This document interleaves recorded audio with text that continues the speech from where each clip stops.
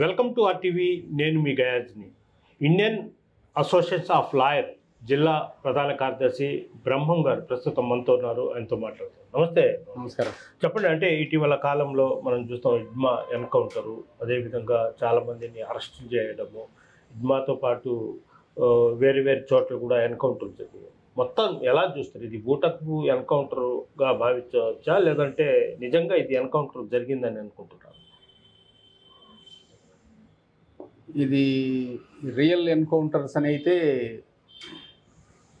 నేను అనుకోవటం లేదు. రియల్ ఎన్కౌంటర్ అంటే ఇప్పుడు మావోయిస్టు దళాల కాడ పోలీసులు చెప్తున్నట్టు AK-47 రైఫిల్స్, తర్వాత 303 రైఫిల్స్, ఇన్సాస్ రైఫిల్స్ ఇవన్నీ ఉన్నాయి, మేము స్వాధీనం చేసుకున్నామని పోలీసు చెప్తుంది. మరి ఇవన్నీ వాళ్ళ దగ్గర ఉన్నప్పుడు వాళ్ళు తారసపడితే పోలీసులు ఫైర్ ఓపెన్ చేసినప్పుడు, ఆత్మరక్షణ కోసం పోలీసులు ఫైర్ ఓపెన్ చేసినట్టు చేస్తే నిజంగా కనుక అట్లా జరిగితే మరి పోలీసులు కూడా గాయాలు ఉండాలి కదా, పోలీసుల వైపు నుంచి కూడా క్యాజువాలిటీస్ ఉండాలి కదా. మరి వాళ్ళ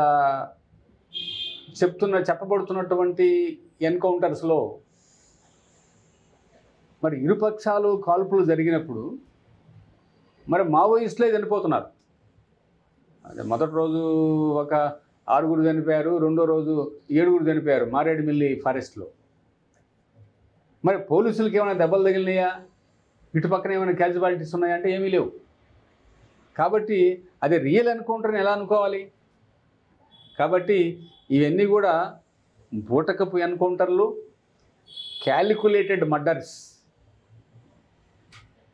అని మేము అనుకుంటున్నాం. ఇవి రియల్ ఎన్కౌంటర్స్ అని చెప్పని నేను భావించడం లేదు.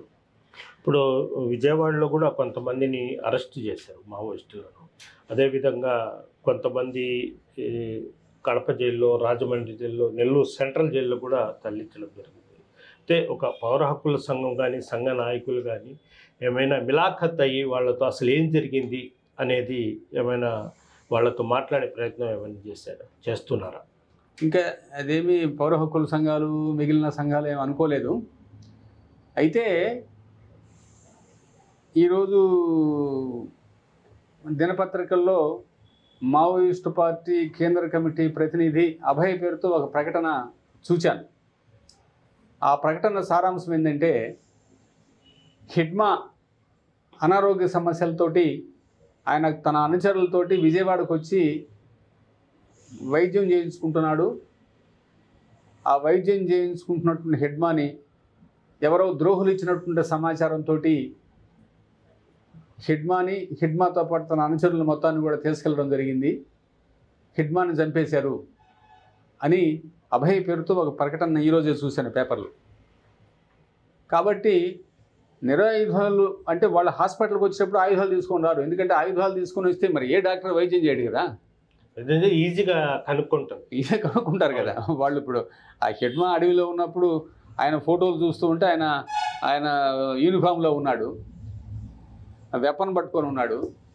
మరి ఆ హిడ్మా ఆ విధంగా వచ్చి వైద్యం చేయించుకోలేడు కదా విజయవాడకి. కాబట్టి అవన్నీ తీసేసి సివిల్ డ్రెస్లో ఆయుధాలు లేకుండా వైద్యం కోసం వచ్చి ఉండొచ్చు బహుశా. మరి ఆ వైద్యం కోసం నిరాయుధంగా ఉన్నటువంటి హిడ్మాన్ పట్టుకొని తీసుకెళ్ళి కాల్చి పారేశారు. కాబట్టి నిరాయుధులను తీసుకెళ్ళి కాల్చి చంపేశారని చెప్పి అనుకోవాల్సి వస్తుంది. ఎందుకంటే వాళ్ళు సివిల్ యూనిఫామ్లో ఉన్నారు, తర్వాత వాళ్ళ దగ్గర ఆయుధాలు లేవు, వాళ్ళ వైద్యం కోసం వచ్చారని చెప్పి ఆ పార్టీ ప్రకటనే చెప్తాము. కాబట్టి అది బూటకు ఎన్కౌంటర్ అనేది నేను భావించేది. మామూలుగా యుద్ధంలో ఎవరైనా దొరికితే, అంటే ఒక ఇంటర్నేషనల్ ఇది అంటే పాకిస్తాను, ఇండియా, లేదంటే వేరే దేశాలు యుద్ధం జరిగినప్పుడు కొంతమంది జవాన్లు దొరికిపోయినప్పుడు వాళ్ళని కాల్చి చంపేయడం కానీ ఏ దేశమో అలా చేయదు. ఎందుకంటే వాళ్ళు చట్టపరంగానే పట్టుకోవడం, చట్టపరంగానే జైలుకి పంపడం ఇలా జరుగుతుంది. ఈ యుద్ధంలో ఎందుకు ఈ విధంగా జరుగుతుంది? ఎందుకంటే ఇక్కడ ఒక చిన్న విషయం మనం చెప్పుకోవాలి. మావోయిస్టులకి రాజ్యాంగం మీద నమ్మకం లేకపోవచ్చు. ఎందుకని వాళ్ళు ఈ దేశంలో విప్లవాన్ని విజయవంతం చేయాలని, వాళ్ళు ఏదో వాళ్ళు నమ్ముకున్న ఆశయం కోసం వాళ్ళు ఆయుధాలు పట్టుకున్నారు, మేము సాయుధ పోరాటం చేస్తామంటున్నారు. కానీ ఇవాళ ఉన్నటువంటి ప్రభుత్వం, అది రాష్ట్ర ప్రభుత్వాలు కావచ్చు, కేంద్ర ప్రభుత్వం కావచ్చు, ఇక్కడ ఒక రాజ్యాంగం ఉంది. రాజ్యాంగం మీద ప్రమాణం చేస్తారు. మనం చూస్తూ ఉంటాం. ఎమ్మెల్యేలు ఎన్నికైనప్పుడు, ఎంపీలు ఎన్నికైనప్పుడు, ప్రధానమంత్రి ప్రమాణ స్వీకారం చేసేటప్పుడు వీళ్ళందరూ కూడా అధికార ప్రతినిధులు ప్రమాణం చేసేటప్పుడు రాజ్యాంగం మీద ప్రమాణం చేస్తారు. అంటే ఈ దేశానికి ఒక రాజ్యాంగం ఉంది. ఆ రాజ్యాంగం ప్రకారం, ఈ దేశంలో ఉన్నటువంటి చట్టాల ప్రకారం మేము పరిపాలన చేస్తాము అని ప్రజల్ని ముందు ప్రమాణం చేస్తారు. రూల్ ఆఫ్ లాని గౌరవిస్తాము, రాజ్యాంగాన్ని గౌరవిస్తున్నాము, మనకు ఒక రాజ్యాంగం ఉంది, రాజ్యాంగబద్ధంగా మేము పరిపాలన చేస్తాము అని. మరి మావోయిస్టులకు లేకపోయినా కానీ మీకు భారత రాజ్యాంగం మీద నమ్మకం ఉంది, రూల్ ఆఫ్ లా మీద నమ్మకం ఉంది. కాబట్టి మీరు రాజ్యాంగం ప్రకారం నడుచుకోవాలి కదా. మీరు రాజ్యాంగం ప్రకారం నడుచుకోకుండా రాజ్యాంగాన్ని పక్కన పెట్టి, చట్టాలను పక్కన పెట్టి, రూల్ ఆఫ్ లాని తొంగలో దొక్కేసి నిర్దాక్షిణ్యంగా వేటాడి ఆదివాసీలను చంపుతూ ఉన్నారు. అవసరం ఏంటి? నిజంగా అభయ ప్రకటన కనుక నిజమైతే హిడ్మా దొరికేడు హాస్పిటల్లో వైద్యం చేయించుకుంటా, మీకేదో మీ వ్యవస్థ మీకుంది, ఆ వ్యవస్థ ద్వారా మీ ఇంటెలిజెన్సీ ఇన్పుట్స్ మీకున్నాయి, హిడ్మా పలానా చోట వైద్యం చేయించుకుంటున్నాడని తెలిసింది, అరెస్ట్ చేయండి, హిడ్మాని ఇంట్రాగేట్ చేయండి, హిడ్మా అనుచరులను అరెస్ట్ చేయండి. ఈ దేశంలో ఉన్నటువంటి అమల్లో ఉన్నటువంటి చట్టాల ప్రకారం, రాజ్యాంగం ప్రకారం వాళ్ళని ప్రాసిక్యూట్ చేయండి, శిక్షలు వేయండి. అవన్నీ చేయకుండా రాజ్యాంగాన్ని, రూల్ ఆఫ్ లాని, చట్టాలని పక్కన పెట్టేసి చంపేటటువంటి హక్కు ఈ దేశంలో ఉన్నటువంటి ప్రజల్ని, లేదా ప్రజల తరపున పోరాడే వాళ్ళని చంపే హక్కు మీకు ఎక్కడది? చంపే హక్కు లేదు. నువ్వు రాజ్యాంగం ప్రకారం నడుచుకోవాల్సిందే, చట్ట ప్రకారం నువ్వు ప్రయాణం చేయాల్సిందే. చట్ట ప్రకారం విచారించండి, శిక్షలు వేయండి. కాబట్టి మేము వీటిని ఏమంటామంటే ఎక్స్ట్రా జ్యుడిషియల్ కిల్లింగ్స్. చట్టం ఏం చెప్తుందండి?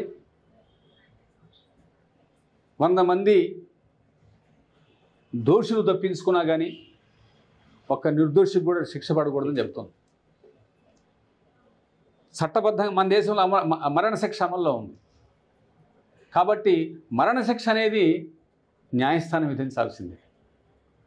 చట్ట ప్రకారం మనిషిని ఉరి తీయాల్సిందే కానీ చట్టానికి అతీతంగా నువ్వు మనుషులను చంపేదానికి లేదు. వాళ్ళు ఎవరైనా కానీ వాళ్ళ మావోయిస్టులా, ఆదివాసీలా, లేకపోతే ఇంకెవరా వేరే సంగతి. ఎవరిని చంపే హక్కు ఈ ప్రభుత్వానికి లేదు. కాబట్టే మేము ఇండియన్ అసోసియేషన్ ఆఫ్ లాయర్స్గా, హక్కులను గౌరవించేవాళ్ళగా మేము ఏం చెప్తున్నాం అంటే these are all extra judicial killings. ఒక పథకం ప్రకారం చట్టాలను తొంగలో దొక్కి వాళ్ళని హత్య చేయడమే అని భావిస్తున్నాం. ఇప్పుడు ప్రధానంగా ఈ అడవి ప్రాంతంలో ఆదివాసులు వాళ్ళని ఏదైనా ఇల్లు అభివృద్ధి పరచడం కోసము ఇదంతా ఇళ్ళని చంపుతున్నారా, లేదంటే అడవి సంపదని కొల్లగొట్టడం కోసమే ఇళ్ళని చంపే ప్రయత్నం చేస్తున్నారా?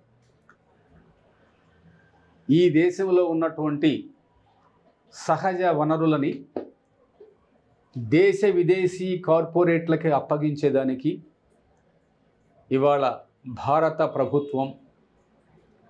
భారత ప్రభుత్వం కనుసన్నలలో నడిచేటటువంటి రాష్ట్ర ప్రభుత్వాలు ప్రజల హక్కుల్ని కాలరాచి వేస్తున్నాయి. పోరాటం చేసే వాళ్ళని హతమారుస్తున్నాయి. మధ్య భారతంలో ఉన్నటువంటి అపారమైనటువంటి ఖనిజ సంపద, లక్షల కోట్ల విలువ చేసేటటువంటి సహజ సంపదని దేశ విదేశీ కార్పొరేట్లకి కట్టబెట్టేదానికి కాంగ్రెస్ ప్రభుత్వ హయాంలోనే మెమో ఆఫ్ అండర్స్టాండింగ్స్ ఎగ్జిక్యూట్ చేయబడ్డాయి. కానీ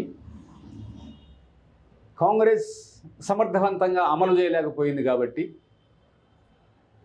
మేము అమలు చేస్తాము అని కార్పొరేట్లకి హామీ ఇచ్చి భారతీయ జనతా పార్టీ అధికారానికి వచ్చింది. దేశ విదేశీ కార్పొరేట్ల వెన్ను దన్నుతో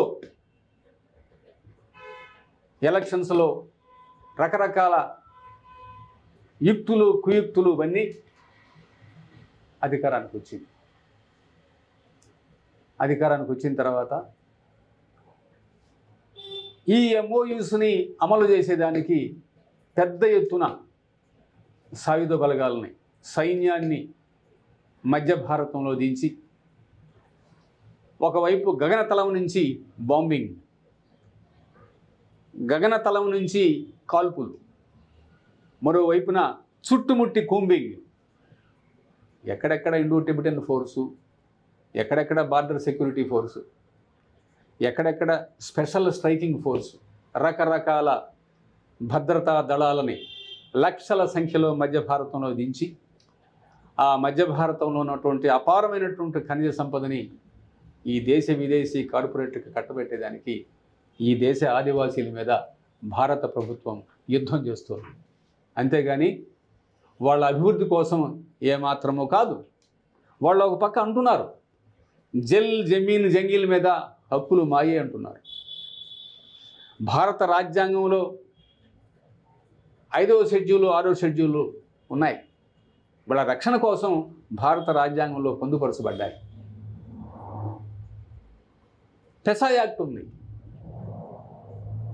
ఆదివాసీ ప్రాంతాల్లో గ్రామ సభ అనుమతి లేకుండా అక్కడ ఏమీ చేయడానికి వీల్లేదు. ఎక్కడ పెసా యాక్టు, ఎక్కడ 170, ఎక్కడ భారత రాజ్యాంగం? మొత్తాన్ని పక్కన పెట్టేసి ఇవాళ మధ్య భారతంలో ఆదివాసీల మీద నరమేధం అమలు జరుగుతూ ఉంది. అయితే పౌర సమాజం స్పందించవలసినంతగా పౌర సమాజం నుంచి స్పందన లేదు కాబట్టి అప్రతిహతంగా అక్కడ నరమేధం కొనసాగుతూ ఉంది. ఇంకోటి చివరిగా అంటే ప్రధానంగా గతంలో కూడా ఈ ఎన్కౌంటర్లు జరిగినప్పుడు ప్రజా సంఘాలు, పౌర హక్కు సంఘాలు మొత్తం కలిసి ఒక నిజ నిర్ధారణ కమిటీగా ఏర్పాటు చేసి సంఘటన స్థలానికి పోయి అసలు ఏం జరిగిందనేది పూర్తి లోతుగా క్షేత్రస్థాయిలో విచారించి చేసేవాళ్ళు. ఇప్పుడు ఎందుకు అలా జరగడం లేదు? ప్రయత్నాలు జరుగుతున్నాయి. ఇంతకుముందు వాళ్ళ మీద కేసులు పెడుతున్నారు. ఇంతకుముందు ఏఓబిలో ఎన్కౌంటర్స్ జరిగిన తర్వాత ఛత్తీస్గఢ్లో ఎన్కౌంటర్స్ జరిగిన, జార్ఖండ్లో ఎన్కౌంటర్స్ జరిగిన, గడ్చిరోలీలో ఎన్కౌంటర్స్ జరిగిన, ఆదివాసీల మీద ఎక్కడ ఎన్కౌంటర్స్ జరిగినా పౌర హక్కుల సంఘాలు, విద్యార్థి సంఘాలు, పౌర ప్రజాస్వామిక సంఘాలు, అనేక సంఘాలు ఒక నిజ నిర్ధారణ బృందంగా ఏర్పడి వెళ్ళి నిజ నిర్ధారణ చేసేవాళ్ళు. ఇవాళ పరిస్థితి లేదు. నిజ నిర్ధారణ కోసం వెళ్ళినటువంటి ఈ ఫ్యాక్ట్ ఫైండింగ్ కమిటీలని అలో చేయటం లేదు, రానియడం లేదు. మేము 1-2 దఫాలు నిజ నిర్ధారణ కోసం బయలుదేరాము. ఆ టీములో మా లాయర్స్ అసోసియేషన్ తరఫున నేను కూడా ఉన్నాను. వాళ్ళు ఏం చెప్తున్నారు, ఎక్కడికక్కడ పోలీస్ క్యాంప్స్ ఉన్నాయి.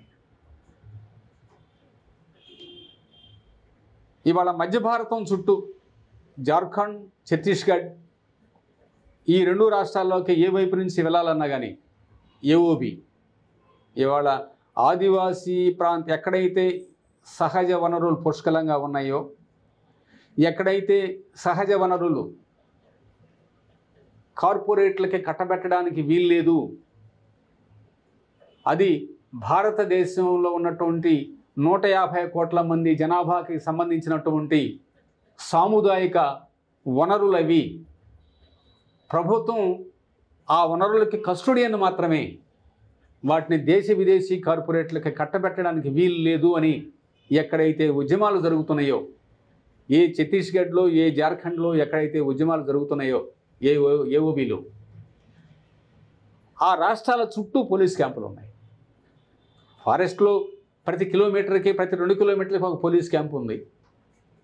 ఆ రాష్ట్రాల్లోకి ప్రవేశించకుండా సరిహద్దుల్లో పోలీస్ క్యాంపులు ఉన్నాయి. కాబట్టి ఈ నిజ నిర్ధారణ కమిటీలు విషయాలు తెలుసుకుందామని, నిజ నిర్ధారణలు అసలు ఏంటి విషయం తెలుసుకుందామని చెప్పి వెళ్తుంటే వాళ్ళని ఆపేస్తున్నారు. కారులో వెళ్ళినా కారులో ఆపేస్తున్నారు, బస్సుల్లో పోయినా బస్సులు ఆపేస్తున్నారు, వెళ్ళనీయడం లేదు. వెళ్తే మీకే నష్టం. ఆడ మావోయిస్టులకి సాయుధ దళాలకి పెద్ద గొడవ జరుగుతూ ఉంది అక్కడ. కాబట్టి మీరు వెళ్ళడానికి వీల్లేదు, మిమ్మల్ని వెళ్ళనీయం. లేదు మేము వెళ్తామని చెప్పి కనుక మీరు బయలుదేరితే మేము మీ మీద కేసులు పెట్టి మిమ్మల్ని జైల్లో పెట్టాల్సి వస్తుంది అని అడుగు పెట్టనీయడం లేదు. సరిహద్దులను ఆపేస్తున్నారు. దాని నుంచి ఏంటంటే అసలు యాక్చువల్గా ఏం జరుగుతుంది అనేది బయట ప్రపంచానికి తెలిసే పరిస్థితి లేదు. ఈ న్యూస్ పేపర్లో కూడా ఎప్పుడన్నా ఏదన్నా ఒక వార్త తర్వాత జారిపోయి రావాల్సిందే, అంతేగాని రావడం లేదు. నిన్నగాక మొన్న వాస్తవాలు రావడం లేదు. మధ్యప్రదేశ్లో ఒక ఎన్కౌంటర్ జరిగిందని, ఆ ఎన్కౌంటర్లో ఒక సర్కిల్ ఇన్స్పెక్టర్ ర్యాంకు ఒక పోలీస్ అధికారి ఆ ఎన్కౌంటర్లో మరణించాడని ఒక వార్త వచ్చింది నిన్నగాక మొన్న పేపర్లో. పేరేదో సరిగా గుర్తురావడం లేదు. కాబట్టి రియల్ ఎన్కౌంటర్ అయితే ఆ రకంగా జరుగుతాయి. అలా మావోయిస్టులు ఒక 10 మంది చనిపోవచ్చు, ఇటుపక్క కూడా క్యాజువల్ 1, 2 గాయాలు ఏయో ఉంటాయి. ఏమీ లేకుండా మావోయిస్టులు 10ల సంఖ్యలో వాళ్ళ శవాలు కనపడతాయి. కథనం రొటీన్ కథనమే. మావోయిస్టులు తారసపడ్డారు, లొంగిపోమని చెప్పి పోలీసులు షౌట్ చేసింది, వాళ్ళు కాల్పులు జరిపారు. ఆత్మరక్షణ కోసం పోలీసు దళాలు కూడా కాల్పులు జరిపినాయి. ఆ కాల్పుల్లో 20 మంది మావోయిస్టులు చనిపోయినారు, 30 మంది మావోయిస్టులు చనిపోయినారు. ఇదే కథనం. వాస్తవాలు సేకరించేదానికి నిజ నిర్ధారణ బృందాలని ఆ సమీప ప్రాంతానికి కూడా వెళ్ళనీయడం లేదు. అది విషయం. Okay, thank you. ఇది పరిస్థితి. మా రాష్ట్రంలో జరుగుతున్న ఈ ఎన్కౌంటర్లో నమ్మదగిన విధంగా లేదు. అసలు ఎన్కౌంటర్ల మొత్తం బూటకం ఎన్కౌంటర్లని కేంద్ర రాష్ట్ర ప్రభుత్వాలు కూడా రాజ్యాంగాన్ని తుంగలో దొక్కి వాళ్ళు ఇష్టాప్రకారంగా వ్యవహరిస్తున్నారంటూ కూడా ఇండియన్ అసోసియేషన్ ఆఫ్ లాయర్ జిల్లా ప్రధాన కార్యదర్శి బ్రహ్మం చెప్తున్నారు. Video Pradeepta Gayaja TV Nellore. చరిత్ర సృష్టించినోడు ఇప్పుడు ఆ చరిత్రని తిరగరాయబోతున్నాడు. అబద్ధాల గోడల్ని బద్దలు కొట్టి నిజాలను రాగా మీ ముందుంచబోతున్నాడు. నిజమైన వార్తల కోసం వెంటనే డౌన్లోడ్ చేసుకోండి రా యాప్ని.